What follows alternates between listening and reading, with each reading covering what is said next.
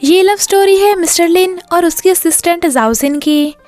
एक तरफ मिस्टर लिन जो बहुत ही रूड एंड एरोगेंट सीईओ है, दूसरी तरफ हमारी जाओजिन क्यूट और सैसी है और वो एक नंबर की ड्रामा क्वीन भी है, जिसकी वजह से ये ड्रामा बहुत ही फ़नी होने वाला है। इनफैक्ट ये एक पैरेलल यूनिवर्स की लव स्टोरी है। तो प्लीज़ फ्रेंड्स, आप इस ड्रामा को पूरा देखना, ऐसे बीच में मत छोड़ना, क्योंकि आगे जाकर मिस्टर लिन खड़ूस से इतना क्यूट और फनी बन जाएगा कि आपको जाओजिन से ज़्यादा मिस्टर लिन पसंद आने लगेगा। तो चलो बढ़ते हैं स्टोरी की तरफ।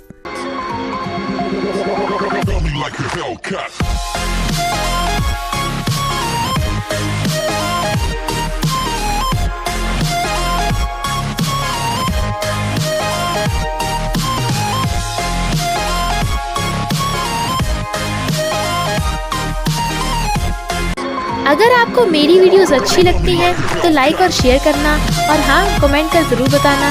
और ऐसी ही नई नई लेटेस्ट वीडियोस देखने के लिए हमारे चैनल को सब्सक्राइब भी कर देना। ड्रामा के स्टार्टिंग में हम हमारी फीमेल लीड जाओजिन को देखते हैं। उसका अभी अभी कॉलेज से ग्रेजुएशन कंप्लीट हुआ है और वो जॉब ढूंढ रही है। फिलहाल वो एक लाइव स्ट्रीमर है।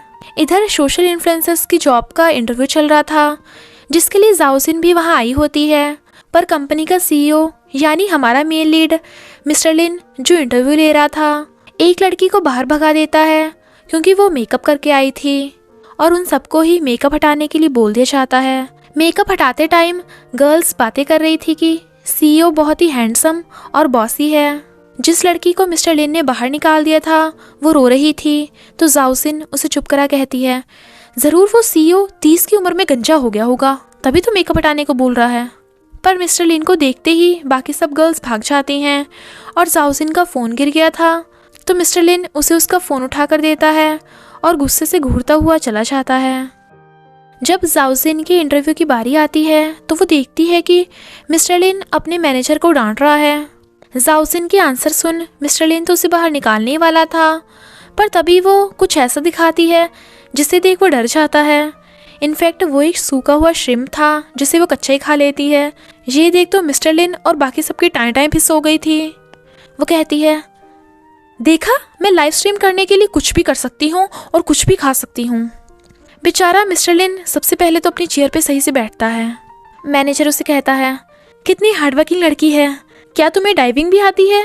वो कहती है, हाँ, डाइविंग तो मुझे बहुत पसंद है। ओशन में डाइव करते टाइम मुझे बहुत अच्छा फील होता है, जैसे मेरा सारा डर ही ख़त्म हो गया हो। मिस्टर लिन तो उसकी ये बातें सुन इम्प्रेस ही हो जाता है और वो सिलेक्ट हो जाती है। फिर सिलेक्ट हुई गर्ल्स की ट्रेनिंग होती है।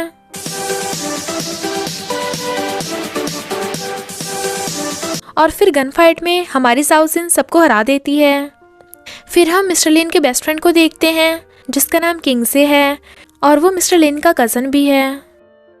उन सब गर्ल्स को सैनमिंग आइलैंड में लाया जाता है और अलग अलग काम दिए जाते हैं, पर जाओजिन को मिस्टर लिन का डाइविंग पार्टनर सिलेक्ट कर लिया गया था, जिससे बाकी गर्ल्स उसे जेलस हो रही थी। तो वो डाइविंग करने के लिए मैनेजर से मना करती है, पर उल्टा मैनेजर तो उसे ही लकी बता रहा था कि जाओजिन को मिस्टर लिन ने अपना डाइविंग पार्टनर चूज़ किया और वो मिस्टर लिन की पहली फीमेल पार्टनर होगी, वरना तो मिस्टर लिन किसी लड़की को भी अपने आसपास भी नहीं भटकने देता।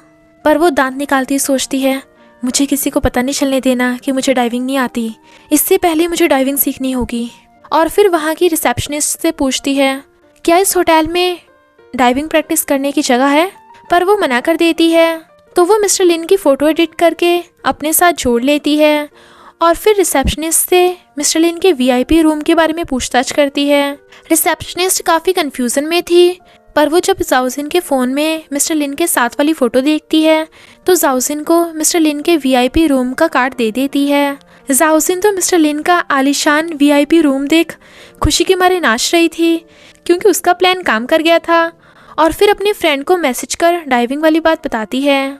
इधर मिस्टर लिन रिसेप्शनिस्ट से अपने रूम का कार्ड लेने आया था, तो वो कहती है, आपकी नाइट अच्छी जाए। ये सुन तो वो थोड़ा कंफ्यूज था, पर किंगसे कहता है, तो ज़्यादा ही सोच रहा है, ऐसा कुछ नहीं है। मिस्टर लिन अपने रूम में आकर देखता है कि वहाँ किसी लड़की का सामान बिखरा पड़ा है। इधर स्विमिंग पूल में जाओजिन डाइविंग के लिए पानी में ज़्यादा टाइम सांस रोकने की प्रैक्टिस कर रही थी। तभी वहाँ मिस्टर लिन आकर उसे गौर से देखने लगता है। वो जैसे ही सांस लेने के लिए पानी के बाहर आती है, वो डर के मारे पीछे होता है, पर वो तो उसकी पैंट के ऊपर ही गिर जाती है और कहती है, कौन हो तुम, हेल्प करो, यू साइको, अंदर कैसे घुसे। वो कहता है, मैं कंपनी का CEO हूँ। जाओसिन हैरान। इतने में किंगसे भी वहाँ पे पहुँच जाता है और फिर जाओसिन के क्राइम की इन्वेस्टिगेशन स्टार्ट होती है। वो गुस्से से पूछता है, तुम अंदर कैसे घुसी, जिससे वो डर गई थी। किंगसे उसे जाओसिन से थोड़ा प्यार से बात करने को भी कहता है, पर ये खड़ूस कहाँ किसी की सुनता है। जाओसिन कहती है, सॉरी बॉस, मैं डाइविंग प्रैक्टिस के लिए आई थी, पर गलती से इस रूम में आ गई, मैं अभी जा रही हूँ। पर तभी जाओसिन को उसके फ्रेंड का कॉल आता है, जो कहती है, तू पागल हो गई क्या, तुझे बिल्कुल भी डाइव करना नहीं आता, मरेगी क्या। जाओसिन तो पकड़ी गई थी, क्योंकि मिस्टर लिन को भी उसके डाइविंग ना करने का पता चल गया था। जाओसिन उससे सॉरी भी बोलती है, पर वो कहता है, मैं तुम्हें अभी कभी जॉब से फायर करता हूँ। जाओसिन भी तरस खा के किंग से कहता है, मुझे लगता है ये लड़की जल्दी डाइविंग सीख जाएगी। वैसे भी तुम इतनी जल्दी अपने लिए डाइविंग पार्टनर का इंतजाम कैसे करोगे, क्योंकि ब्लू केव प्रोजेक्ट में तो कुछ ही दिन बाकी रह गए हैं। मिस्टर लिन के पास भी और कोई चारा नहीं था, इसलिए उसे भी हाँ करनी पड़ती है। फिर ब्लू केव प्रोजेक्ट का दिन आता है। जाओसिन सबसे बचती फिर रही थी, पर मिस्टर लिन उसे ज़बरदस्ती अपने साथ रखता है ताकि वो फिर से कोई प्रॉब्लम ना खड़ी कर दे। जब जाओसिन डाइविंग से पहले लाइव स्ट्रीम कर रही थी, तो कंपनी के सारे बोर्ड मेंबर्स उन्हें देख रहे थे। जाओसिन से अपने सूट की जिप बंद नहीं हो रही थी, तो वो उसे पकड़कर उसकी जिप बंद कर देता है, जिससे वो थोड़ी अजीब फील करती है और स्माइल भी। इनफैक्ट उन्हें डाइव करके ब्लू केव के रहस्य के बारे में पता करना था। एक आदमी उन दोनों को डाइविंग इक्विपमेंट्स पहनाता है। वो थोड़ा डर रही थी, तो वो कहता है, मैं तुम्हारा पार्टनर होने के नाते तुम्हारा ध्यान रखूंगा। जैसे वो दोनों डाइविंग के लिए ओशन के अंदर जाते हैं, जाओसिन को कुछ होने लगता है, तो वो उसकी हेल्प करता है। तभी वहाँ ओशन में एक बवंडर को देख वो उसे ऊपर की तरफ धक्का मार देता है, पर वो ब्लू केव का बवंडर मिस्टर लिन को अपने अंदर खींच लेता है, जिससे जाओसिन तो बच जाती है, पर मिस्टर लिन नहीं। फिर हमें पता चलता है कि एक कॉमेट धरती से टकराकर उस ओशन में आ गया था। नेक्स्ट सीन में मिस्टर लिन को झटका लगता है, क्योंकि वो टाइम ट्रैवल करके उसी इंटरव्यू वाले दिन में वापस आ गया था। वो खुद को यकीन दिलाने के लिए मैनेजर को पिंच भी करता है और हैरान था कि उसके साथ ये सब हो क्या रहा है, क्योंकि कुछ टाइम पहले तो वो ब्लू केव में था, तो क्या ये पैरेलल यूनिवर्स है। तभी उसे जाओसिन की आवाज़ सुनाई देती है। उसे देखते ही सब गर्ल्स भाग जाती हैं, पर वो जाओसिन का फ़ोन उठाकर देखने लगता है। जाओसिन को भी कुछ अजीब सा लग रहा था। मिस्टर लिन अचानक से उसका हाथ पकड़ पूछता है, ये हो क्या रहा है, हम वापस कैसे आ गए। पर जाओसिन को तो कुछ भी याद ही नहीं था और कहती है, क्या बोल रहे हो, हम तो पहली बार मिले हैं, पर तुमने इतने लोगों के सामने मेरा हाथ पकड़ लिया। और फिर अपना हाथ छुड़वा कर भाग जाती है। वो हैरान था और कहता है, मुझे सब कुछ याद क्यों है, इसे कुछ भी याद क्यों नहीं।